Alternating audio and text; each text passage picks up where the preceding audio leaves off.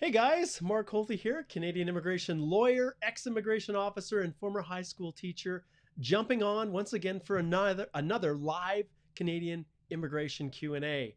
So this has become quite the quite the endeavor that we've taken on to try to do these at least 2 times a week. I've actually jumped into some of my other private Facebook channels, just trying to answer questions and give people some direction and advice in this crazy world.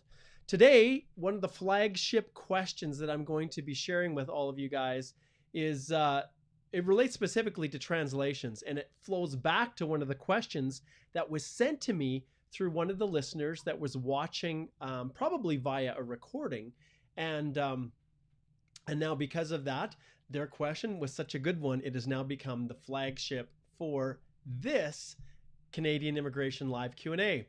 So welcome, whether you're listening on YouTube. We've got Ralph here. Welcome, Ralph. We've got Ife. He says he's watching from Toronto. Welcome. Raul is in Muscat, Oman. And he says, I'm doing a great job. That's great. We've got Ram, the Periscope representation. Fantastic. It's awesome. We've got Karen tuning in from Delhi. Make sure that you as well post where you're listening from. Ram is here over in Edmonton, so that's great to have him joining us. I love to see where everybody's tuning in from. And as you guys all know, it takes time for people to see that the feed has gone live. So make sure that you, first thing I want you to do is to like this. So if I'm actually doing something that's worthwhile to all of you, then give me a thumbs up, okay?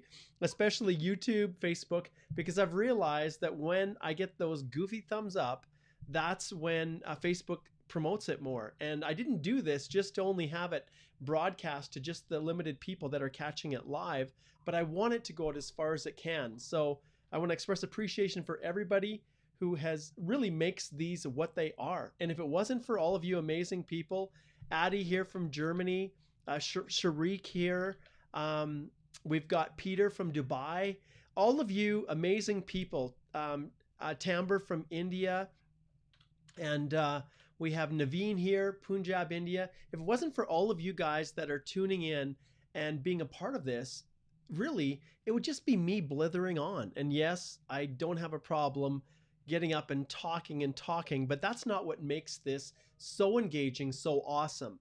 What makes it so good is your participation, especially those of you who come on live, who post your comments, and just make this just so much better. So big shout out to you guys. We've got Alex who's tuning in from Vancouver. Awesome. Sharik's over in Pakistan. Fantastic.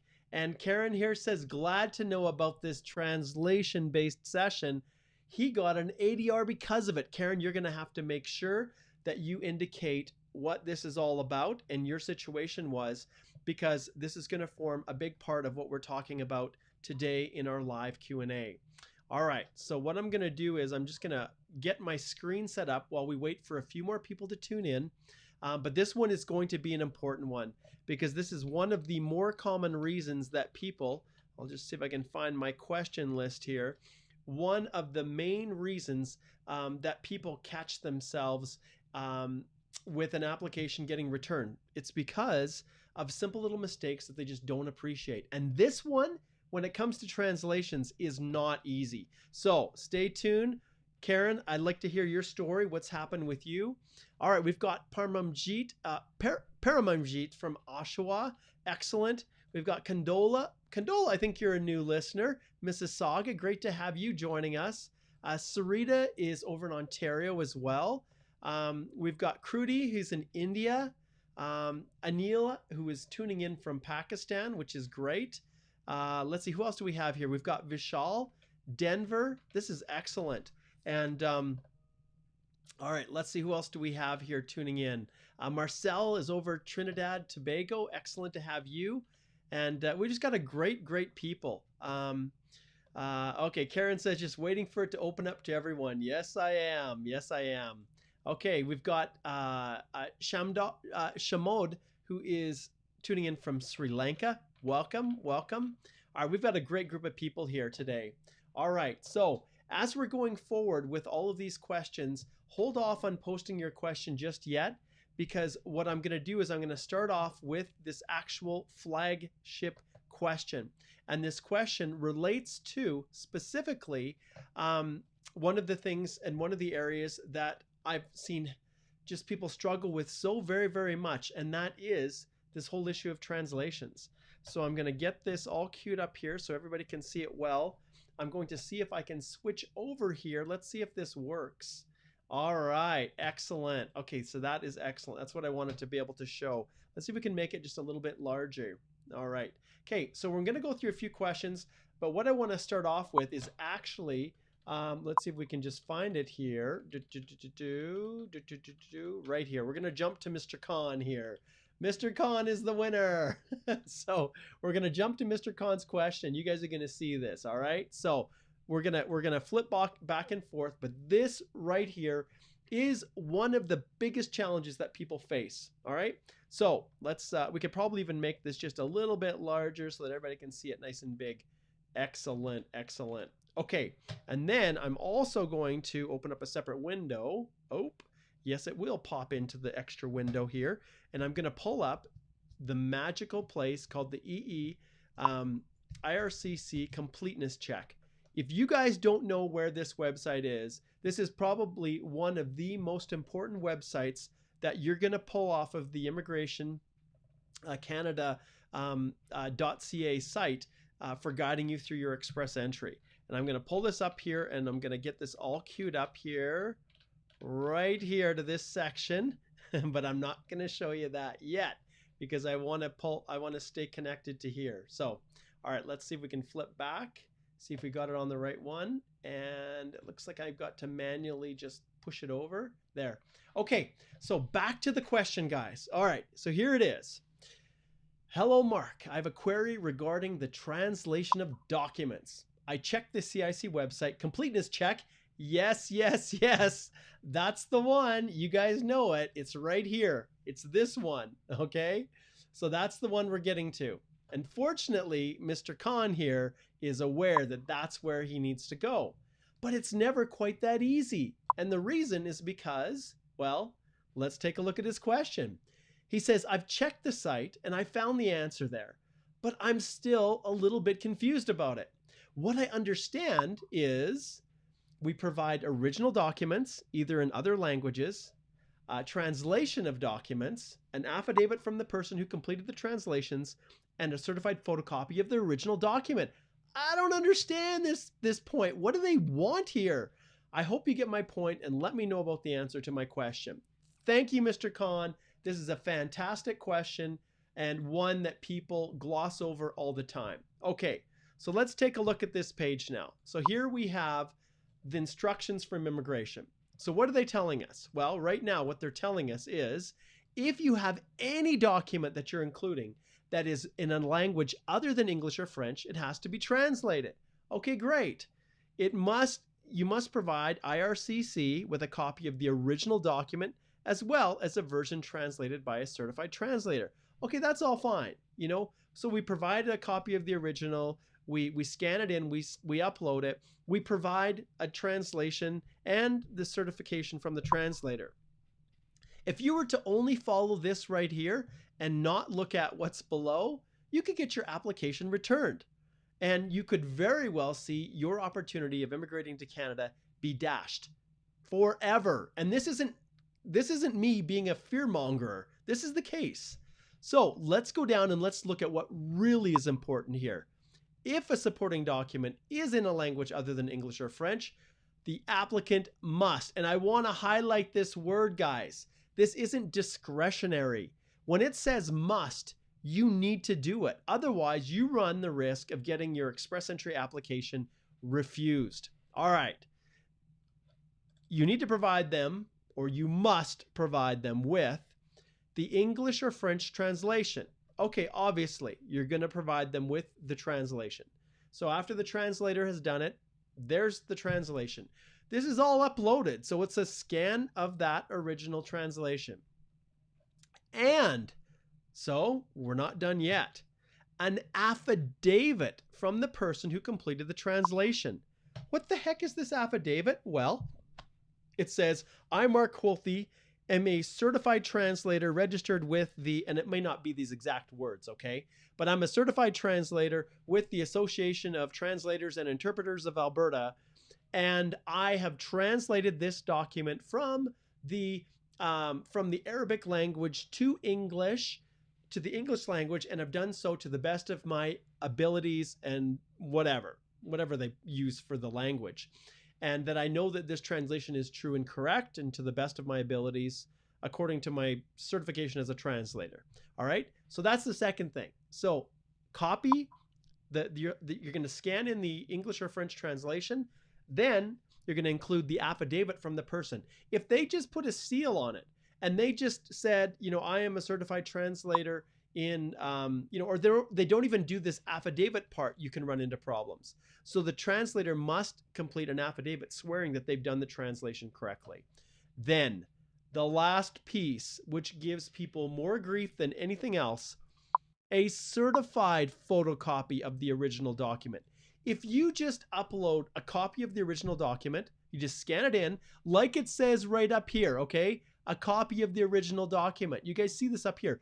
If you just do that, you run the risk of them refusing it for whatever reason. And I personally feel it's like the distinction is ridiculous in a world of electronic documents. They want a certified photocopy. This means that someone else, like in Canada, we have notary publics. I, as a lawyer, can certify a document, but the key here is that you're certifying that this document is true. It's a true copy of the original that you have seen. So for me to notarize or certify that a document is a certified copy of the original, I have to see the original in front of me, compare it with the copy, and then on the copy, put my seal statement certifying that it's a true copy of the original which I saw.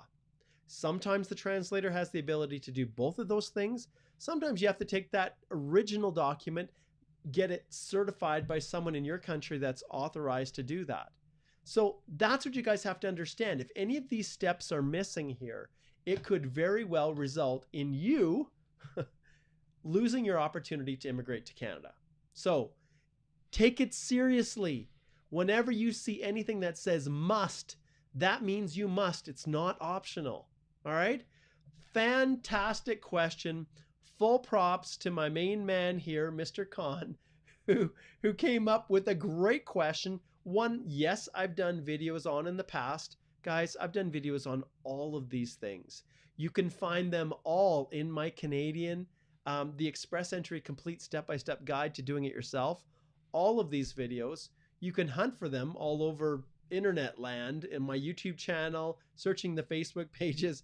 You can probably find some of them, but it's the Express Entry Complete Step-by-Step Guide to Doing It Yourself.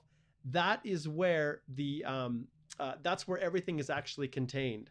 And what I'm going to do just quickly, I'm going to push you guys over because people keep asking me the same questions over and over.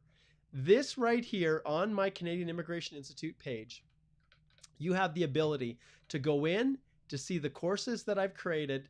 And in here, the one that's the flagship is this one right here, Express Entry, the Complete Step-by-Step Guide to Doing It Yourself. You get your registration, you log in, you have access right here, you open it up, and like I've said many times before, when you're going through the course, it is full. There's over 44 individual lessons guiding you through every part from the beginning, learning the basics, preparing your profile, submitting your profile, completing the EAPR, uploading your documents, and at the end, this massive section that's all on resources related to every part of Express Entry, okay? I'm not gonna spend any more time chatting about that. You guys know it's there. And at the end of this video, I will give you a code where you can get 50% off. So you're gonna have to stay tuned. All right, let's now shift over to all of the amazing people here who have been posting questions like madmen and women. I'm gonna start going through here and I'll give a few other shouts out. We've got Jiva here. And it's interesting because when I'm watching here to see who's viewing, I see a little window that shows how many people are in and how many people are out. And for quite a while, I would see, you know, upwards of 200 people that were watching on all of the different things live, which is pretty amazing live. And now my little window here is jumping up to over 100 and then it's jumping down to 10. So hopefully you guys are not actually dropping away, but it's just the connection that I have and that everybody still is able to see this feed. So give me a thumbs up if the feed is good and you're able to follow everything, because I would just be devastated if individuals were not able to see exactly what I'm posting and the explanations that I'm providing. Okay, here we go. Let's jump down here and we're gonna start here with, okay, so let's check with Karen what they've got here. So, express entry federal skilled worker from India. My spouse was married before. Her divorce decree was in English, but the officer thought I had it translated to English and asked for the original language. All right, well, there you go. See, that's not even exactly what we were getting at. But the reality is, Karen, you can see even officers make a mistake. So when there's lots of countries that issue original documents in English, and not all officers are created equally, and not all of them know. So fortunately, they actually gave you an opportunity to confirm, no, this is the original document. Hopefully, Karen, it worked out well for you. Okay, Raul says, my ICT work permit is under process past 36 weeks, filed by the Canadian company lawyer. Raul, why the heck are you asking this question here in a live Q&A? My goodness, you have an immigration lawyer that your company has hired.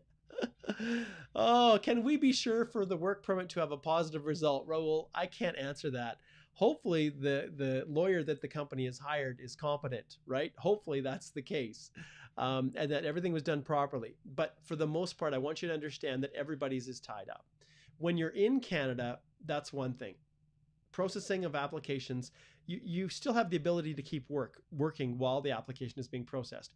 When you're outside of Canada, which is your case, when you're waiting for all the meds are done, the biometrics have been done. I've got a client in your exact situation, and I've got a couple clients in your exact situation who just got in with their biometrics just days before they stopped processing. And right now, everything's pending. There is no indication that they're not just going to refuse your application because of COVID-19 or travel restrictions or anything like that.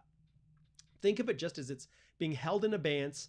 And because of that, once everything's lifted, once the visa offices go back to regular processing, once they start to focus on work permits that cover all industries, not just the prioritization that they've given now. And what are they prioritizing? Well, anyone who's involved in the fight against COVID-19, food chain, maintaining our food supply, healthcare, our hospitals, any healthcare workers, those ones are definitely being prioritized.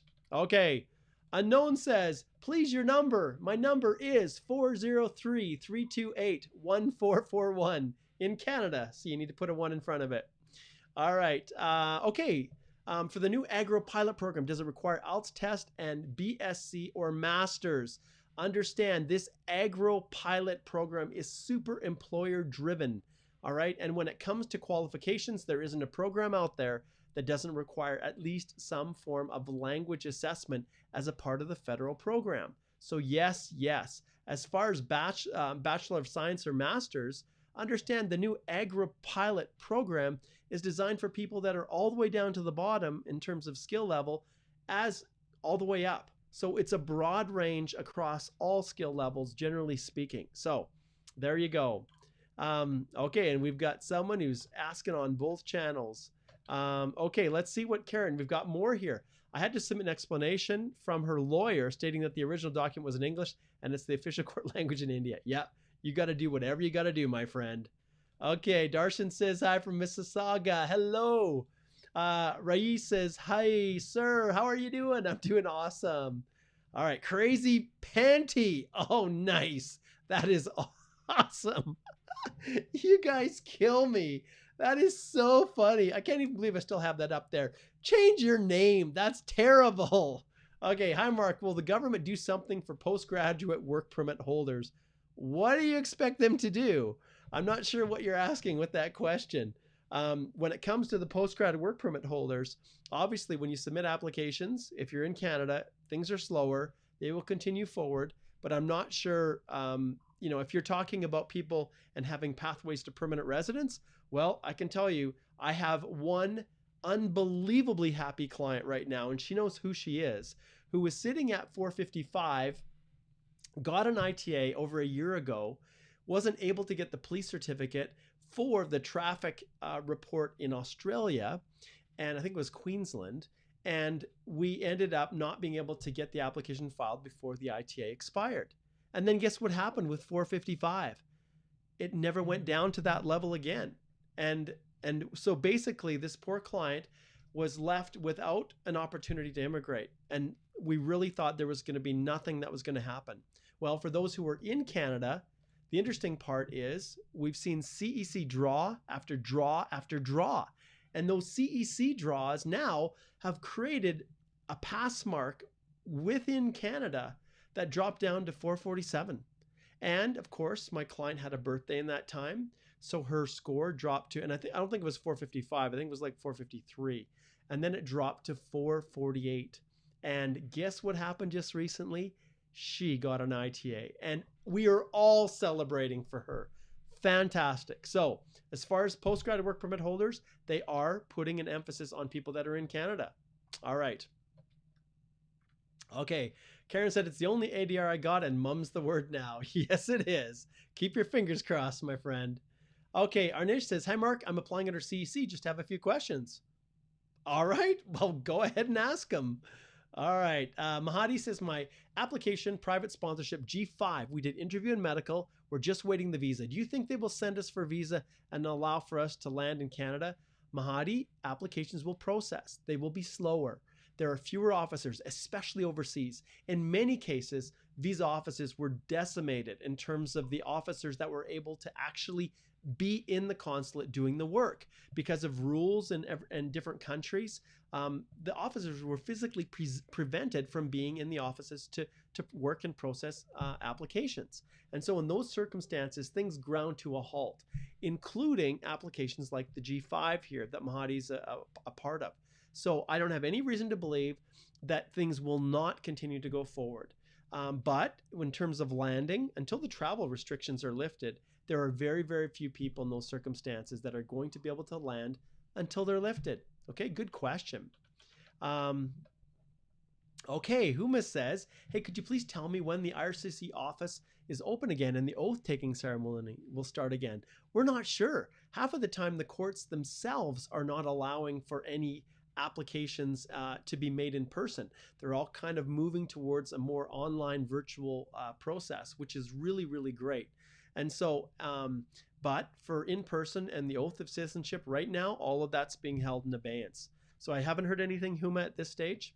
All right. Cameron says, hi. All right. Usman says, oh, Usman, you rule. Did you see what Usman just did there? He tagged Anila. Said, hey, Mark's live. Awesome. That is fantastic. Okay, let's see what we have here. Okay, this is from Darshan. Darshan says, my 1 year was completed in March and currently I'm laid off. I already got the reference letter in March. If I get terminated, let's suppose in June, do I need a new reference letter? Well, the reality is if your reference letter said you're currently employed there, then in those circumstances, I will always update that letter before I file. And I don't know exactly, I think you're getting ready to file your express entry. You've indicated that your 1 year was completed in March, which is great. With the Canadian Experience class, you don't have to be continuing to work in order to, to meet the eligibility requirements for CEC. It's a good question. Okay. Arnish says, I'm applying into the CEC. Do I need a work experience to be continuous as I visited my family for a month in India? And secondly, my HR gave me the same knock for 2282 as per the website. Will it work? Okay. As far as the knock code, dude, that's what I book consults for. If you want to book a consult, we can confirm that you've got the right knock code. But for CEC, yeah, you can have breaks. And then you just have to basically remove that break. So if you were away for a month, then you'll need to have worked for 13 months to compensate for the 1 year that you need. But it's not continuous, only the Federal Skilled Worker Program, for the most part, requires that continuous work. Okay, Anila says, share the link, please. I don't know which link you're referring to. Maybe it's the link for the course, maybe.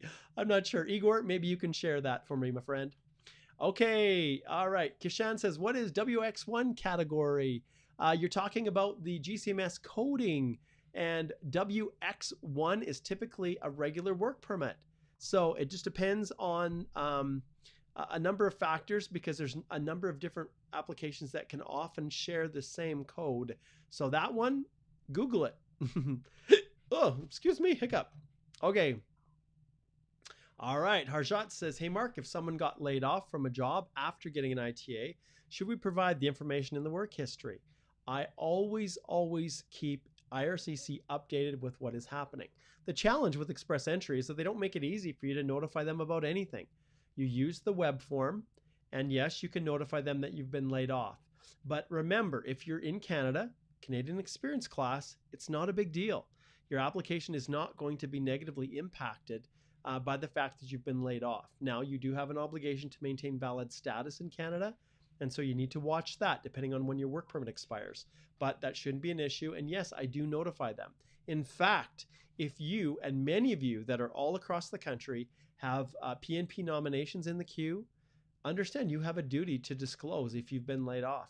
And guys, I hate to say it, but that can negatively impact on your application if your employer's gone and you no longer have the ability to demonstrate, and this is the key term here, that you can economically establish in Canada. If you don't have a job, that's one of the things that's actually required to be able to demonstrate that you can economically establish. It's an important part. So keep that in mind. Okay. Okay, let's see what Sandy has here. Sandy says, let's see what we got here. I'm going to move this over just a little bit over here. Sandy says, can an officer refuse on the grounds that the federal skilled worker experience is gained before completing the first professional degree and experience is in pharmacy field? Shall I follow conservative approach and count after the degree? Well, the reality is if you have time and you can wait and you can make sure that there's no confusion, no concerns whatsoever, I do that. But understand when it comes to qualifying, and I've got a client who's going through this right now. In her case, she has accumulated work history while she was completing her PhD.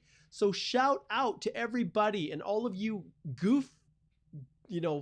I don't want to be, okay, the Law Society says, Mark, you're not supposed to disparage anyone. And so I really realize now that sometimes I have done that. Some elements of the representative organizations that are authorized to represent people in Canada, some elements of them have individuals who say things online that are simply not true because they don't understand the law. And they're just guessing.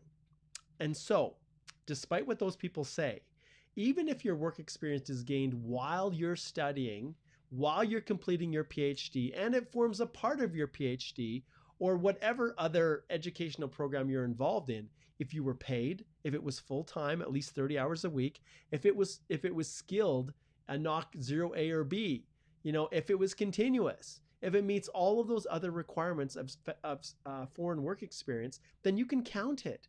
So just remember that. You can scour through the ministerial instructions, you can scour through the regulations, you can scour through everything, the policy, the program delivery instructions. Nowhere does it say that you can't count that overseas. If you're in Canada, Canadian Experience class, absolutely. If you're on a study permit, you cannot count that work experience towards Canadian Experience class. All right. So when it comes to how you approach this, Sandy, understand that if you've met all those other requirements of your work experience, Canada doesn't care about your education. The employment requirements are specifically omitted from the determination of foreign work experience. They're just not included. All right. Great question. All right. Here's a big one. Let's see what Daniel has to say here. Hi, Mark. Can you explain what is an LMIA? All work requires an LMIA. I have my 3 years post-grad work permit and I'm in the hiring process for a position as an account manager for the OINP student stream. Will I need an LMIA? Okay, when it comes to the OINP student stream, I'm not going to dive into all of the requirements. You only need to go to the OINP, look at the stream, look at the qualifications. I don't know all of the details with every single stream across the country, but you need to look and see. If it says you need an LMIA, then you need one. If not, you don't. When it comes to the general provisions of Express Entry, what constitutes a job offer is one of three things. One, the first one, is that the offer is supported by what we call a permanent LMIA, a labor market impact assessment, which is an application submitted by an employer in Canada where they post advertisements, they list the wage, they undertake significant recruitment efforts to locate a Canadian or permanent resident to fill the position first. Yes, they have the first crack at that position. Once they've done this, they submit the application and say, we can't find anyone. And then ESDC, through their delivery arm, Service Canada, looks at the application, contacts the employer, quizzes them and grills them on whether or not they really did do a good enough job with their recruiting efforts. Don't even get me started with the recruiting efforts. And by the way, when I get on the topic of LMIAs, I'm going to share with you guys again here. If you go to this page right here, my express entry, and we go to, actually I probably should click on not my services, but click on my DIY courses. Right now, the other course I have is on LMIAs for high wage individuals, which is all of you. So back to that, and back to the question here from Daniel. The reality is the employer goes through the process, submits the application. Service Canada then issues a positive LMIA confirmation. So the first job offer is when an employer wants to hire you. You're not in Canada right now, but they obtain a labor market impact assessment that we call a permanent LMIA or a PLMIA to support your permanent residence. You get 50 points or 200, depending on if you're in a double O high C-suite level position. Okay, so that's one. The second one is if you're in Canada working on a work permit that's supported by an LMIA. Now remember, each of these have to be 0A or B skill level, can't be low skill, right? And then the last one is someone who's working in Canada on an employer-specific work permit, a named employer work permit, and they've been working for that company for at least 1 year. In those circumstances, that can also potentially be considered a job offer for the purposes of express entry, provided the employer provides the necessary letters that immigration is looking for in the context of express entry. All right, great question. Okay. All right, here's a good question from Crudy. The programs like Saskatchewan Express Entry, Alberta Express Entry, do they take up to 18 months of processing time or 6 to 8 months like the Federal Skilled Worker Program? How are these programs any different from other provincial programs? Okay, this is the exact difference. So each stream is different. So the AINP in Alberta has both an Alberta Opportunity Stream, which is open for anyone working in Alberta, and it's not through express entry. That process, yes, takes anywhere from 15 to 20 months or whatever they're processing now. Same thing for Saskatchewan. If there's programs that are not express entry, those go through the paper slow process. But the Saskatchewan Express Entry, Alberta Express Entry are expedited. That's the whole nature of them. Once the nomination comes, then you're in the queue just like anyone who's received an ITA, because you will get that extra 600 points, which will result in you getting a draw, an ITA, and then submitting your application for the regular 6 to 8 months. And we all know that with everything happening with COVID-19, that 6-month processing time is definitely going to be more. All right. Okay. Sandy gives me some thumbs up. Give me some thumbs up, guys. That's what I want to see here. Apparently people like to see that, and Google likes to see that. I guess I should say, YouTube likes to see that. So give me some thumbs up. It's kind of goofy that I have to ask people this, but holy cow, like nothing gets any organic growth these days. Okay, John gives me a thumbs up. Angie gives me a thumbs up. Anil gives me a thumbs up and a box, whatever that is. Oh, I love this. This person says, hi, Mike. Well, it's Mark, but Mike is close and I still answer to both. Okay. Samir says, keep up the good work. You're very welcome. Okay, let's take a look here at Diamond. Diamond, one of my faithful followers, usually is on most of these live Q&As, and boy, has Diamond benefited from it, haven't you, my friend? Okay, I got an ITA May the 1st. Whoop, whoop, whoop. Congratulations, CEC 455. That is awesome. My birthday is on May the 22nd. Will I lose 5 points on my birthday if I submit my application after May 22nd? Take note that the CRS cutoff was 452, okay? The answer is no. And let's take a look and let me show you where to find this. So I'm going to shift the page over. I'm going to remove this in the way. We're going to open up something called the A11.2 EE, and let's see if that's enough. Yeah, because I've looked it up enough. You could probably search that and it wouldn't get you to where you want to go. In here is the program delivery instructions that the officers follow in determining whether or not you meet the minimum eligibility for express entry if there's been some change between when you got your ITA and when you filed your EAPR. So let's go down here and let's just take a look. Okay, there is a policy, and you can see as I'm scrolling down here, I'm trying not to miss it. Okay, all right, here we go. The exemption to Section A11.2, candidates whose birthday occurs after they receive an ITA. Well, simply put, Diamond, you're fine. Once the ITA hits, your birth date is locked in. Now, nothing else is. You still have to move quick. You still have to file if other documents are expiring. But for birthday, it does not negatively impact. All right, you're locked in because of this policy. And I won't go through a lot of details, but you can go and read it yourself. Just Google exactly what I Googled. I guess, Igor, if you want to post it, you know, on YouTube and Facebook, you can do that as well. All right, let's see what is next here for our clan here. I'm gonna shift this back. All right. Okay. I love these names. My Tommy, question: if you're eligible for CEC, can you get points for non-continuous foreign skilled work experience?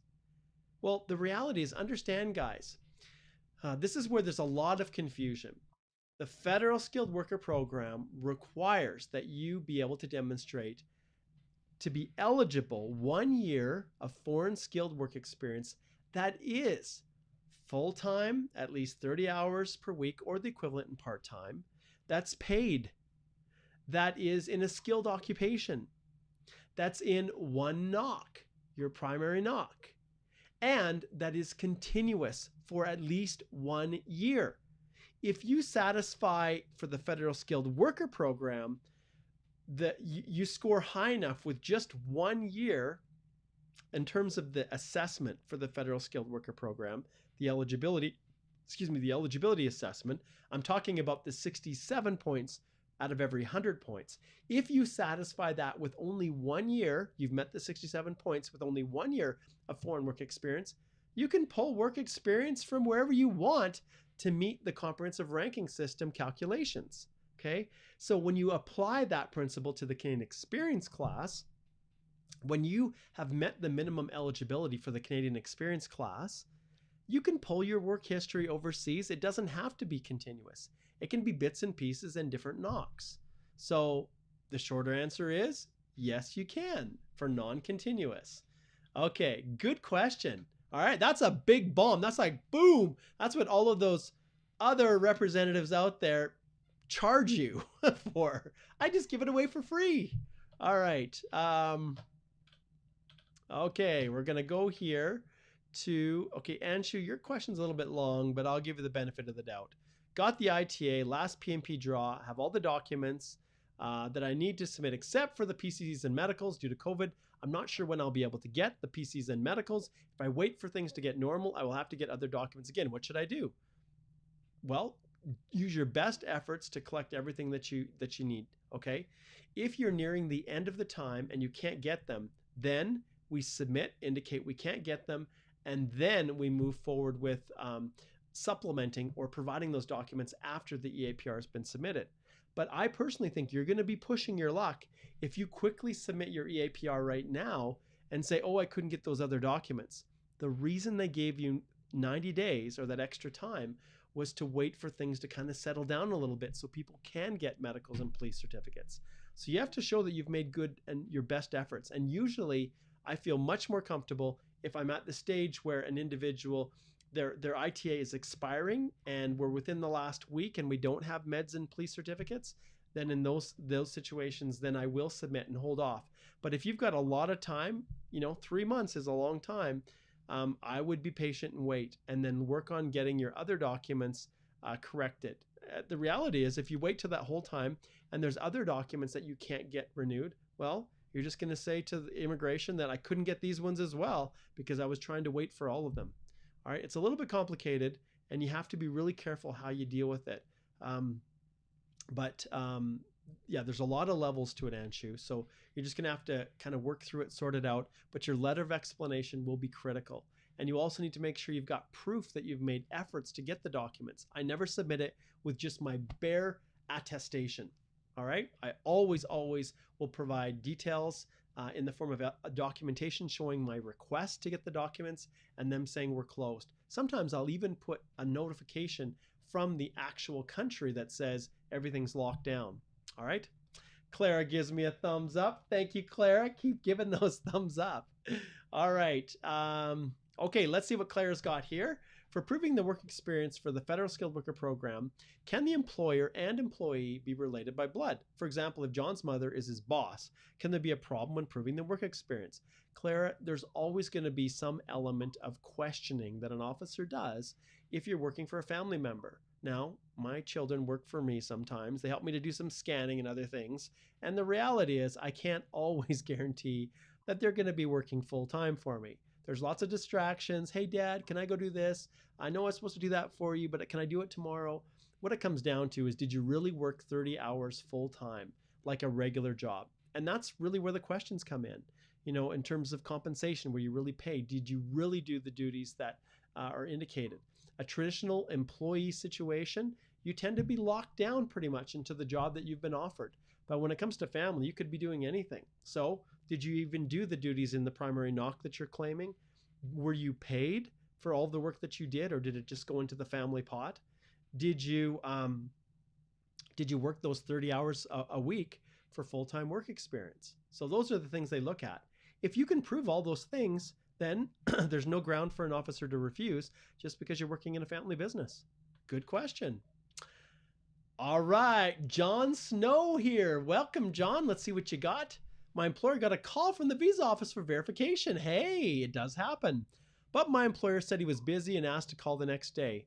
But my employer hasn't got a call still. It has been 3 months now since the call, and my file has completed 9 months. Welcome to the wonderful world. John, all I can say is maybe submit a case-specific inquiry and say, hey, you called my employer. They're anxious to talk to you and confirm my work history. You know, I would maybe send a web form saying they're waiting for your call. Is there a number that they can contact you? I wouldn't just leave it. I just don't trust, right? It's too bad that the employer said he was too busy to talk.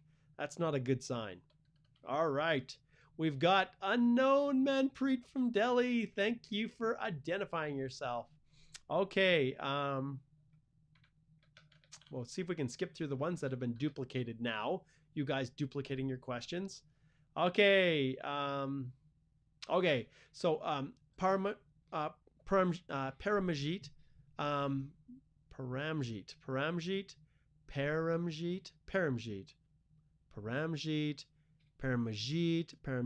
Singh. I need to take a course on pronouncing names in other languages, other countries. Okay, so Para says, I have 4 months cooking experience, 6 months cellular telephone technician in Canada, and I got another job, cellular telephone technician. Am I eligible for CEC after 2 months? Para, book a consult, and I can assist you. But anything related to a specific scenario where I'm advising your unique facts situation, that's legal advice, and that requires a paid consult. So I can't, there's not even close to enough information either, Para, to be able to answer that. But I appreciate the question. I recommend you do book a consult. I'd love to help you. Okay, Mohammed says, when are they going to open it up to the Federal Skilled Worker Program? Who knows? I'm going to vote not until travel restrictions are lifted at the very least. But who thought it was going to drop down to 447? Not me. I thought last draw they may consider opening it up. But I'm thinking they're probably going to hold off for a little bit. But who knows? Okay, Perzo says, hello, I've joined from no man's land. Well, welcome anyways. All right.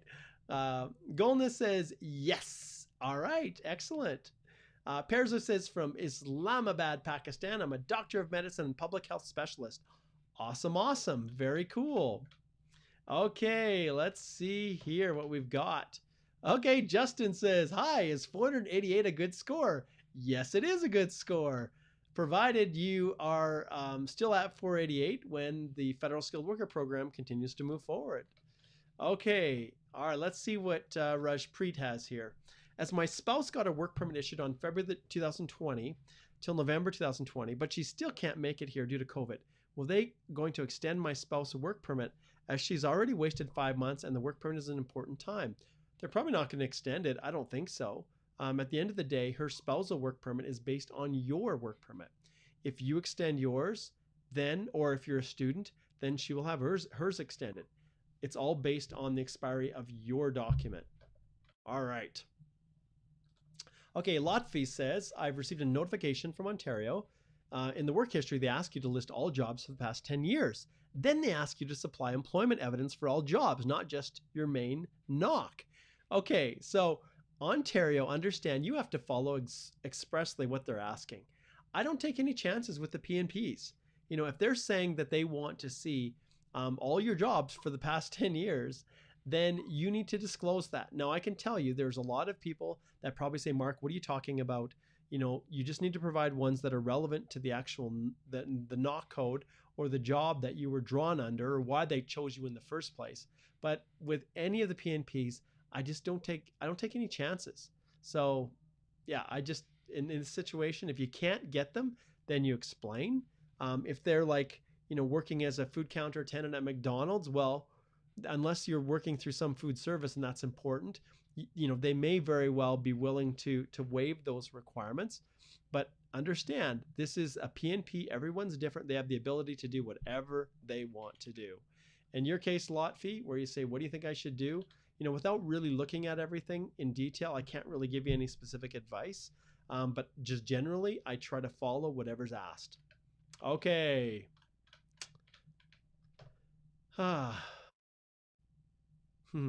Karen says there's so many of us applicants who are waiting for Canada to open up. We watch your channel and get hope. Would like to thank you. Good man. I'll call you once I'm in BC. That would be awesome, Karen. Maybe I could have you join me as a guest. And I think I do need to start bringing some other people on as guests. It's just that there's been so little positive to talk about because everything's shut down. So, all right. This person says, hey, can we order GCMS for updates on a work permit? Sure, you can order GCMS for whatever you'd like. Okay, let's see what else we got here. Okay, so this is, I'm going to pull up Crazy Panty here. I got my postgrad work permit is expiring in August, and I couldn't earn the required experience to apply for my PNP because I lost my job because of COVID-19. Is there any chance the government will do something? I don't think so. I really don't. The reality is there's many Canadians that are suffering, many permanent residents, and the product of the economy is what it is. And the government just, you know, they're not going to nominate someone. They're not, the PNPs and the provincial governments are not going to nominate people that don't have jobs or that don't have opportunities. And so many people that have hoped to become a permanent resident who are now in this whole COVID nightmare where they've been laid off and or terminated with no chance of getting their job back, you're going to be in a real tough state. Okay. Arnish says, thanks, Mark, with a thumbs up. Give me the thumbs up. And those of you on YouTube, like and subscribe to the channel. Then you'll be able to get notified. Okay. All right, let's see if we can figure out this one from JD Bot. I'm not quite sure. He says, Mark, I rejected ITA due to wants to add spouse and application for Get PR together. As CAC points get lower, do I need explain why I rejected previous one? Need LOE. Okay. When you are declining an ITA, if that's what you're saying, you can then easily go back and add your spouse in and explain. Yes, the reason that I always do an LOE. The reason I declined the last one was because I wanted to add my spouse. Now, I'm assuming you listed your spouse as non-accompanying on this one. And ultimately, I need explanation why I rejected the previous one. Yeah, usually you don't even need to provide a response. It's not mandatory, but I'll often do it if I think an officer would now wonder why all of a sudden I'm making a change. But usually they're more concerned if you try to make that change after the ITA is issued. All right. Oh, Anila says course link. Yes. So that is it. And you know what? Now is as good a time as any while we're going here. Those of you who are still hanging around and still watching, I'm going to share my screen here. And if you go to the guide and you select purchase now, so this is the link here, and Igor will have put that in there. And then you type in the code EEDIY50, and then you click apply. You can have access to the course for 50% off the regular charge. So that's $248.50 US.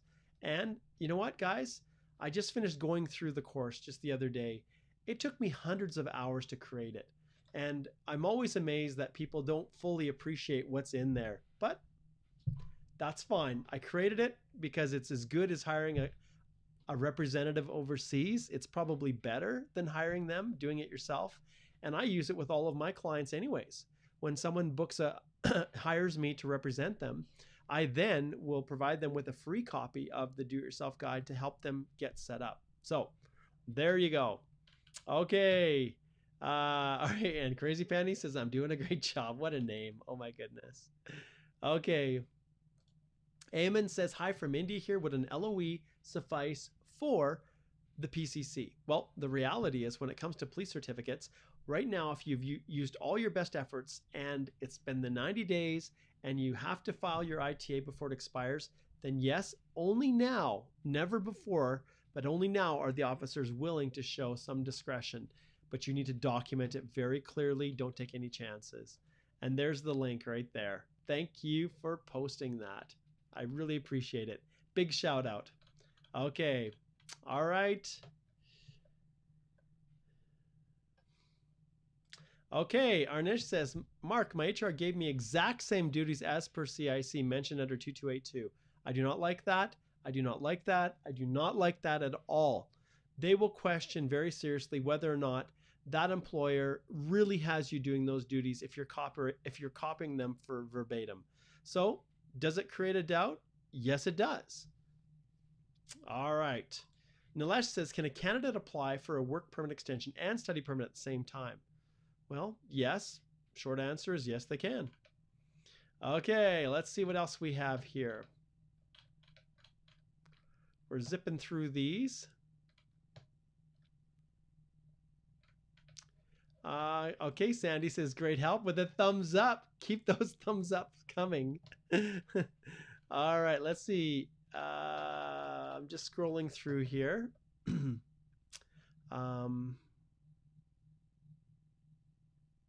This one I'm not quite sure what it means. Hi, Mark, is TEF exam is acceptable by Canada Immigration or it's obligatory to take an TEF Canada?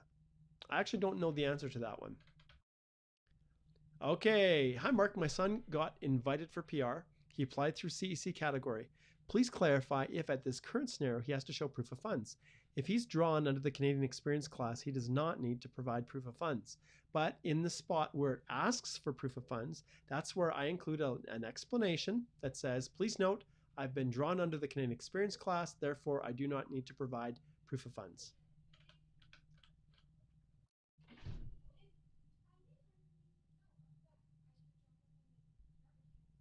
This is awesome. Nithin says, what's going on? This isn't fair. Why is immigration doing this to us? Okay, he says, has IRCC violated the fundamentals of EE since the EE pool was created with an additional 4 Canada experience, and when they give extra preference by conducting CEC draw, can't this be treated as discrimination? No, it can, my friend, because you have absolutely no rights in Canada. Zero. Canada does not owe you anything. They can do whatever they want. You are not a citizen of Canada. You're not a permanent resident. This is no violation of human rights. Canada can choose whoever they want to immigrate. And so you might feel it's unfair that they keep doing CEC draws, but that's entirely their prerogative. They can do whatever they want that they feel is in the best interest of Canada. I know how harsh it is, Nithin. It seems unfair. It seems unjustified. But in the circumstances, they can definitely do it, and they're doing it. So be patient, hang in there. And with any luck here in a little bit, once this coronavirus passes and life settles down to a little bit more normal, then we can anticipate that the Federal Skilled Worker Program, these open draws are going to be taking place. Okay. And nope, you can't challenge that in federal court. No, that's a good question. You're thinking, and that's good. Okay. Okay, Sally asks a question that I don't have an answer for. I received notification of interest from Ontario 1 month before the expiration of my IELTS results. Is it okay or it will be canceled? The problem, the OINP um, may be willing to accept things, but you need to redo it because ultimately, if it's, well, I guess it depends on if this is an express entry stream or whether it's through a different stream. But in every case, they don't have to honor anything if something is expiring. And if in the case of the IELTS, I would go as quickly as you can to book and redo it. If it's through express entry, you're still, even though you have a nomination, even though you have a nomination, you're still going to have to uh, have valid IELTS when you're writing your exam, when you're submitting your APR. All right, time has totally flown by. I've got a consult right now, so I've got to jump off of here. Actually, they already tried to buzz in here, and I'm like, wow, it's 2 o'clock already. All right, well, I want to extend a significant appreciation once again for all you amazing people who've tuned in to watch this live. It's been another great live Q&A. I'm questioning whether I'm going to continue to do it 2 times a week. I think I'm probably going to shift back to 1 and then spend more time in the private groups. I want to give a big shout out to, well, how do you shout out yourself? I don't think that's probably appropriate. But I want to let you guys know about the settlement group. You guys need to go check it out. It's awesome. It's the Canadian Settlement Hub. And so this is our new Facebook page right here. If this opens up. All right, come on, open up the Canadian Settlement Hub. I just did a live video just today in the Settlement Hub. Go there, request to join, answer the questions, and I'll let you in. All right? Okay, that is all that I've got here. And I want to express sincere appreciation once again for all of you amazing people who tuned in to watch this live. This is Mark Holthe, Canadian immigration lawyer, ex-immigration officer, and former high school teacher, signing off, wishing you guys all the best as you navigate this crazy world that we call COVID-19. Take care, everyone. See you later.